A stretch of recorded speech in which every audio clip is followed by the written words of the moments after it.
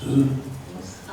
I think it's incredibly important that we have a thorough process in dealing with this issue because we need to get all the data on the table and we need to make a decision that is well thought through and isn't re-litigated over and over again. I think the public comment period actually just opened today, if I'm right, or it's right around today, and we need to have a thorough and comprehensive environmental impact study so that we get all the data on the table. But let's be clear, there's different issues going on here. If we take rail, for example, rail is incredibly important, independent of the commodity that's going along our rail lines.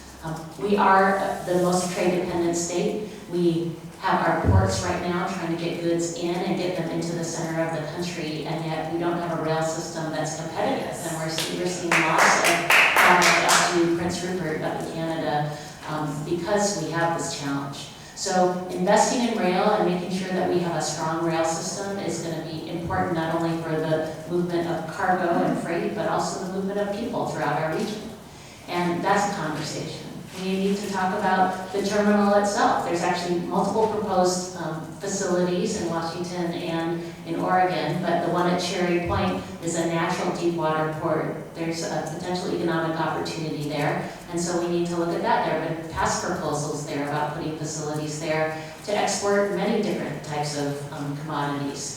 And so we need to get all the data on the table so that we have a smart conversation about this. We need to go through the reviews and the process, but I also think there's an important opportunity for us to look in detail, independent of this particular project, on things like rail that are incredibly important to our business, our economic growth, and trade throughout this region.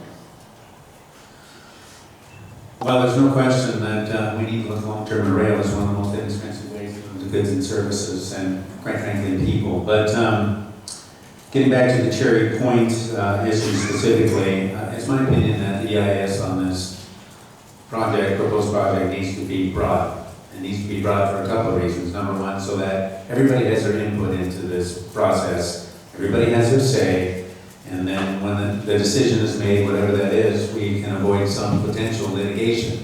Because frankly, if it's not broad enough, I've served the local government. If you don't do EIS that's big enough and broad enough, you're subject to litigation. It's going to take a tremendous amount of time, and encourage anybody that's impacted to make sure you participate in that. But we also need to remember, while it doesn't without question has social impacts on people and emergency vehicles and flow of emergency vehicles, and railroad crossings are critical. Mount Vernon and Marysville are particularly impacted because of logistics between the freeway and the rail, and particularly in Marysville and some here in Mount Vernon as well. Being able to get in and out of Marysville itself, emergency vehicles, it creates all kinds of problems. But at the same time, we need to remember we're all up here talking about jobs and economy. And we're talking about a substantial number of jobs in Whatcom County, jobs that pay probably $90,000 a year better, jobs that also have a multiplier effect on the outside, probably another 2 to 3. I know we always look at Boeing, and you know what, Snohomish County, it looked like Detroit, Michigan without Boeing. We say there's 3 to 4 jobs for every one that's at the Boeing plant. So while we need to weigh all these things, we need to understand there are jobs out there, and quite frankly, if we don't build it, the Canadians are, and the trains are going to come. So we need to do what we can, I think, to try to push DNS for as much mitigation as we can. And frankly, there'll be some cost to the government as well, obviously, in mitigation. Thanks for the question.